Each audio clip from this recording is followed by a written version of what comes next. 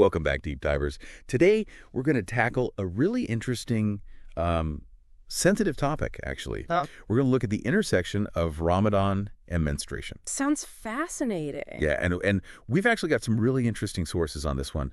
We've got some articles, from like health websites, religious websites.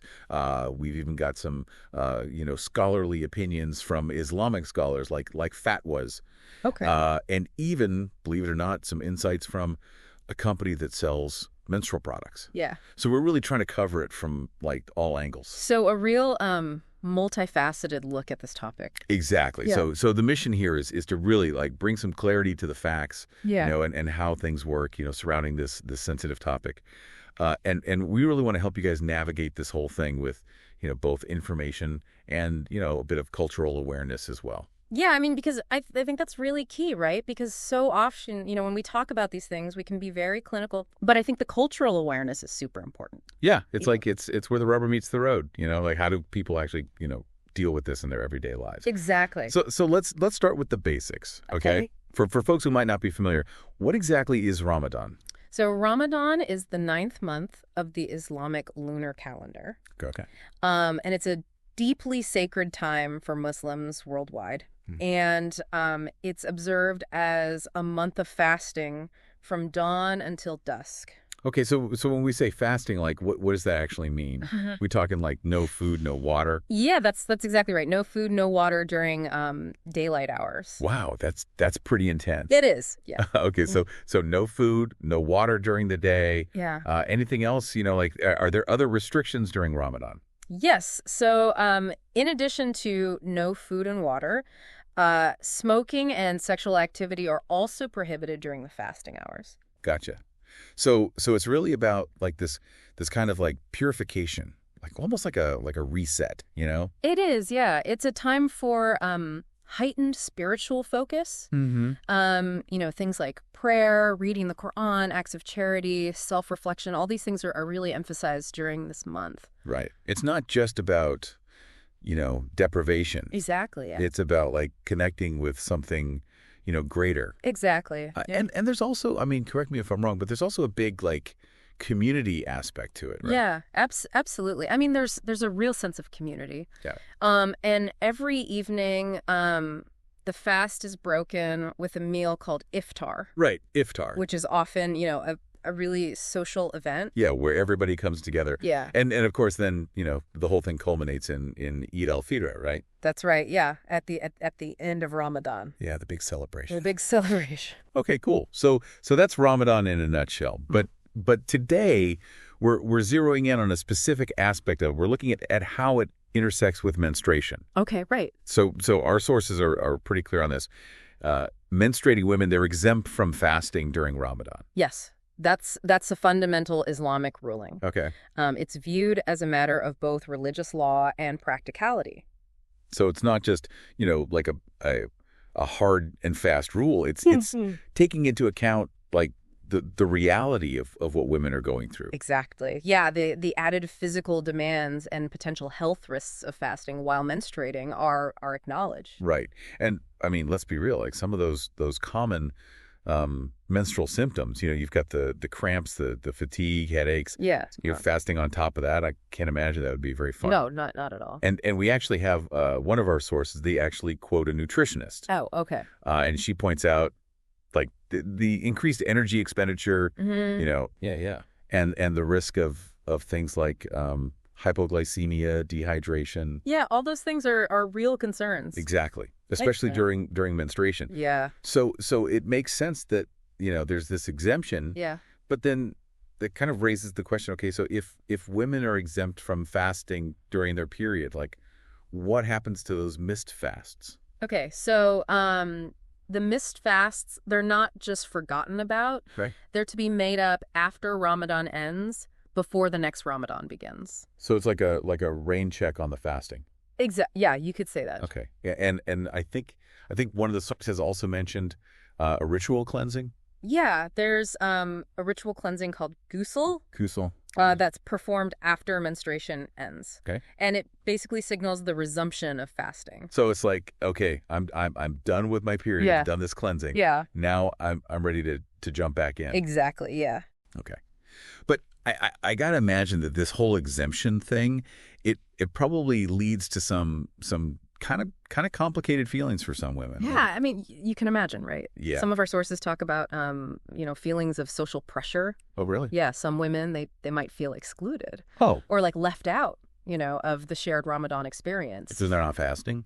Because they're not fasting with everyone else. Right. So you can imagine there might be a sense of disconnect there. Yeah, that totally makes sense. So this leads me to another question, and I'm curious if our sources address this.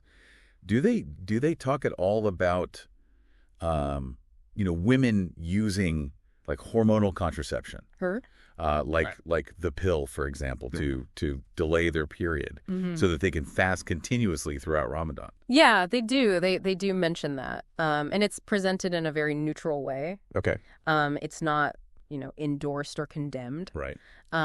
Some women choose to do this. Others don't. Sure. The takeaway is that it's a personal decision. Yeah. And it's not a religious requirement. Okay, that's a really important point. Yeah. It's about, women having the agency, They're right? like, yeah.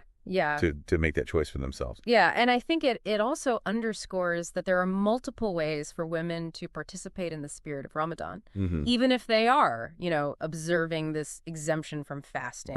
Right. It's not like a one size fits all thing. Exactly. Okay, so we've talked about, the basics of Ramadan. Yeah. We've talked about this exemption from fasting for women who are menstruating. Yeah. Now, I want to get into something that I think is super interesting.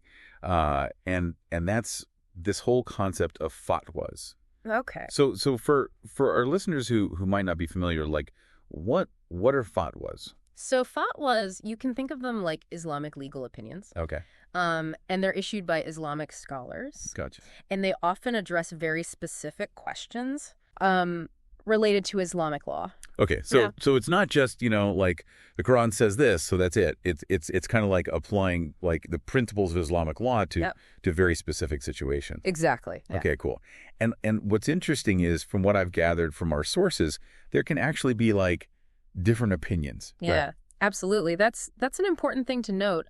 Even amongst scholars, there are differing opinions on certain details. So it's not like there's just like one answer to every question. No. There's room for interpretation. Yeah. So for example, our sources, they mention that there are different opinions on whether women can recite the Quran during their period. Yeah, that's right. Some scholars allow it. Okay. Maybe with some limitations. Okay. While others say no. Gotcha. So it really depends, like, who you ask. Yeah. And what they're basing their opinion on. Yeah. Exactly. One of our sources, it's a website called islamqa.info. They actually publish fatwas. So if anyone's interested in kind of like, going deeper into this and seeing like the different opinions that are out there, that might be a good resource. Yeah, definitely. I mean, it can be a really helpful resource for exploring those diverse perspectives. Right. And just to add to that, I think it's also worth mentioning that within Islam, there are like these different schools of thought, right? Yeah, that's right. They're called madhabs. Madhabs, okay. There are four main ones. Okay. Hanafi, Maliki, Shafi, and Hanbali. Gotcha. And these different schools of thought, they might have like different rulings on certain things. Yeah, that's right. So even within Islam itself, there's this whole like spectrum of interpretation. Yeah, definitely. Which I think just adds another layer of complexity to this whole topic. It does, yeah. So we've talked about the religious aspect of it. Mm-hmm. But what about the historical and cultural context? Like, do our sources touch on that at all? Yeah, they do. They mention that the concept of ritual purity, it's not just an Islamic thing. Oh, interesting. Yeah, it extends beyond Islam. Okay.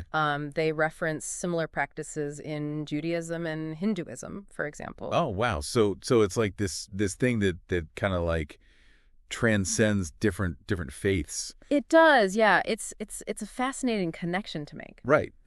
And I think, one thing that's important to acknowledge is that, in some Muslim communities, there can be like cultural taboos surrounding menstruation. Yeah, absolutely. Right. Like it's not always talked about openly. No. And I think, one of our sources, they even use the term chuma, which I believe means shame. Yeah, that's right. Right. Yeah. So there's this element of like almost like shame or stigma attached to it in some cultures. Yeah. And I think it's important to kind of like, disentangle that, Yeah, right? definitely. Like separate the cultural from the Yeah. religious. Yeah, and I think that's where those conversations, those open dialogues, they become so important, Right. to dispel any misinformation Mm-hmm. and to encourage critical thinking about where those taboos come from. Because sometimes it's not even really based on the actual religious teachings. Exactly, yeah. Yeah. It's more about, cultural norms. Yeah, exactly. Yeah. And that's what we're trying to do here, right? Yeah. We're trying to kind of like unpack all of this, Yeah. look at it from different angles, Yeah. and really understand, how these things are interconnected. Exactly. I mean, and I think that's where informed discussion becomes so crucial. Yeah. Because it's about recognizing that there's a diversity of experiences and interpretations within the Muslim community. Absolutely. And there's not just one right way to approach this. Yeah, yeah. It's fascinating, going through these sources, you see like some of them, they really emphasize like the health aspects of it. Yeah. Right. Like the biological realities of menstruation. Yeah. Whereas others, they focus more on the religious rulings. It's almost like they're speaking to different audiences. That's true. Yeah. With different priorities. Yeah. But I think what's intriguing is how sometimes those perspectives can converge, Mm-hmm. and they can create a more like holistic understanding. Yeah. For example, the idea that abstaining from fasting during your period, it allows women to better take care of their physical health, Mm-hmm. which in turn allows them to participate more fully in other aspects of Ramadan. Yeah, yeah. So it's not just about like following the letter of the law. It's about like the spirit of it as well. Exactly. Yeah. And finding that balance. Yeah. And it kind of reminds us that the spiritual and the physical, they're not separate. They're connected. They're interconnected. Yeah. Yeah. Yeah, absolutely. And I think, one thing that our sources really seem to support is this idea that there's no one size fits all approach. Yeah, absolutely. Right?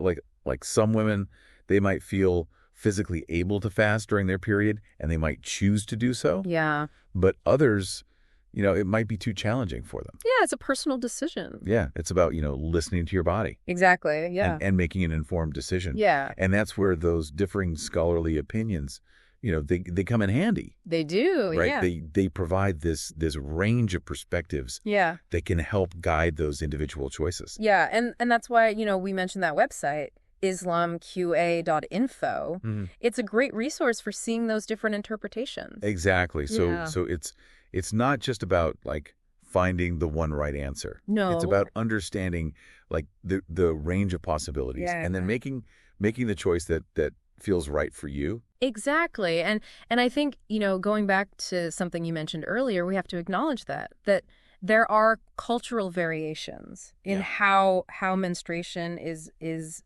perceived and talked about, even within Muslim communities. Right. Like some cultures are much more open about it, Yeah. whereas others, they still have a very strong sense of taboo. Yeah, absolutely. And I think that's why, reading personal stories from women like Chad, the Palestinian photojournalist we read about, those stories are so valuable. Oh, yeah. Yeah, she was great. They offer a glimpse into, what it's actually like to navigate those cultural nuances in real life. Yeah, she talked about how, she almost felt like she was starting Ramadan late because of her period. Yeah. And I think that's something that a lot of women, regardless of their background, can probably relate to. Yeah, definitely. Like this feeling of like, oh, I'm not doing it right. Yeah. Or I'm not keeping up. There's that pressure to conform. Exactly. And she used that word chuma, Yeah. which really like captured like the weight of that cultural shame. Yeah, definitely. It really makes you think about like how deeply ingrained some of these taboos are. It does, yeah. And how important it is to have like, resources and spaces where these conversations can happen openly and honestly without judgment. Yeah, definitely. And I think one of the things that really struck me from the sources we read was this idea that knowledge is empowering. The more we understand about the rulings, about the reasoning behind them, the better equipped we are to make informed decisions for ourselves. Absolutely. It's about like taking ownership of our religious practice. Yeah. And making it meaningful in our own lives. Exactly.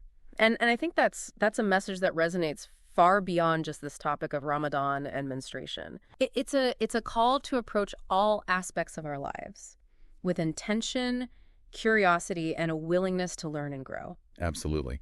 And speaking of intention, one thing that I noticed in a lot of our sources was this emphasis on intentionality. Whether it's the intention behind performing that ritual cleansing, or choosing to use hormonal contraception to delay menstruation. Yeah.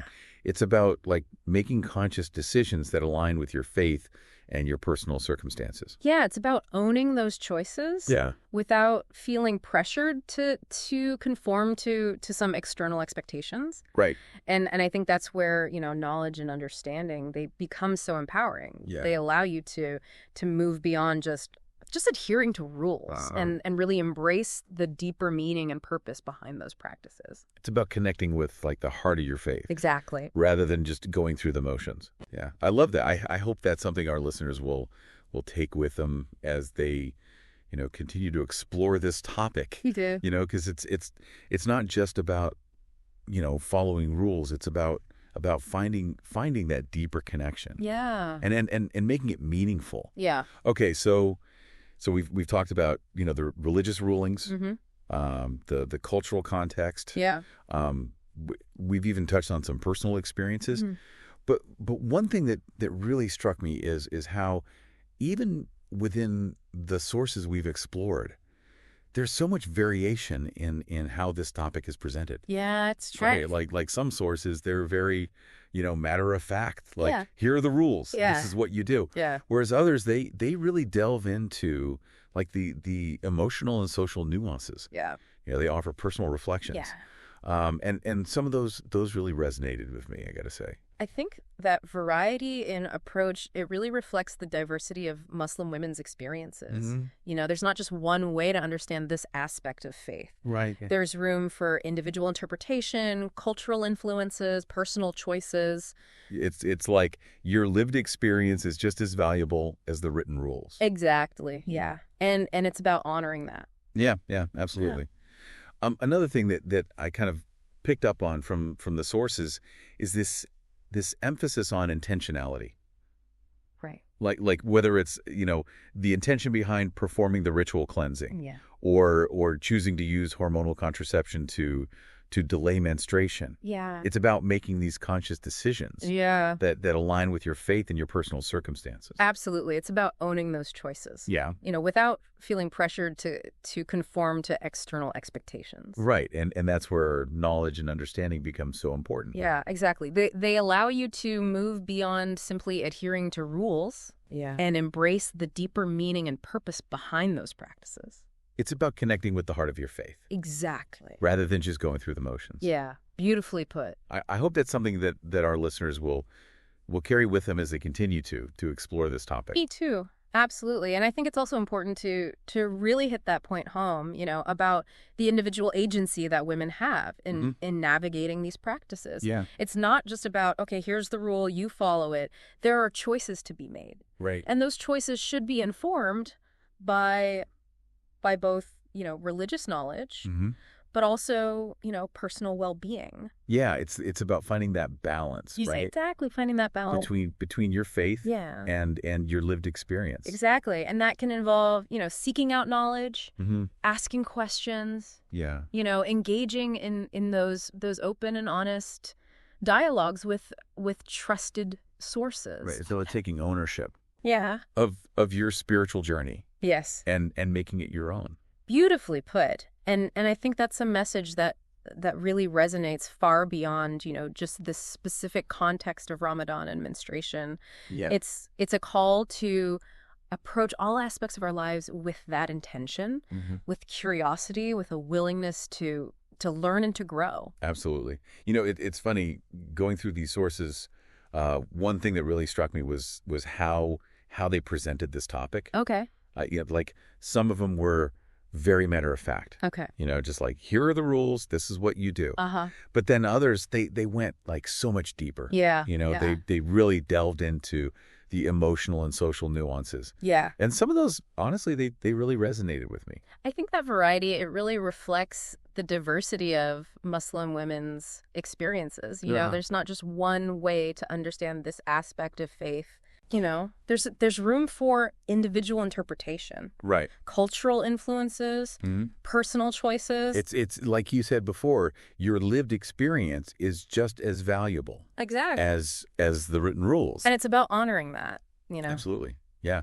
And this kind of ties into something else that I noticed in the sources, which was this emphasis on intentionality. Okay. Yeah. Whether it's, the intention behind performing that ritual cleansing or choosing to use hormonal contraception to delay menstruation. Mm-hmm. It's about making these conscious decisions that align with your faith and your personal circumstances. Absolutely. It's about owning those choices, without feeling pressured to conform to some external expectation. Right. And that's where that knowledge and understanding really becomes so empowering, right? Exactly, because they allow you to move beyond just, adhering to rules. Yeah. And really embrace that deeper meaning and purpose behind those practices. It's about connecting with the heart of your faith. Exactly. Rather than just going through the motions. Beautifully put. I hope that's something that you carry with you. Yeah. As you continue to explore this topic. Okay, so as we wrap up this deep dive, what's one final thought you want to leave our listeners with? Well, I think I would just encourage all of you to really consider how those cultural norms, those personal choices, they can influence your experience of these religious practices. Yeah.